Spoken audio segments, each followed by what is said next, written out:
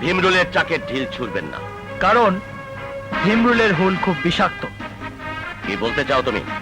আমি বলতে চাই, এদেশের ছাত্র সমাজকে ভীমরুলের ভয় দেখাবেন না চৌধুরী সাহেব, কারণ তারা বন্দুকের গুলিকে কোনোদিন তোয়াক্কা করেনি। আরেকটা কথা মিস্টার চৌধুরী, এই কলেজ সংসদে আপনার রাজনীতি সমর্থিত কোনো পার্টি বিজয়ী হবে না। অনেক ছাত্র সমাজের একটা অংশ কিন্তু আমার সাথেও আছে।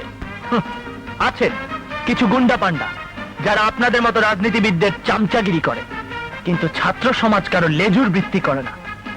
মিস্টার চৌধুরী, সেই আশা নিয়ে যদি আপনি এখানে এসে থাকেন, তাহলে আমাকে কিনতে চাওয়ার মতোই আর একটা ভুল করছেন আপনি। অনেক তোমার মতো ছাত্র নেতাদের এই মাহমুদ চৌধুরী ঘন্টায় ঘন্টায় ঘন্টায় কিনতে পারে। মাহমুদ চৌধুরী, এই ছাত্র সমাজকে যদি কেনা যেত, তবে 52 ভাষা আন্দোলন সফল হতো না। এই ছাত্র সমাজ যদি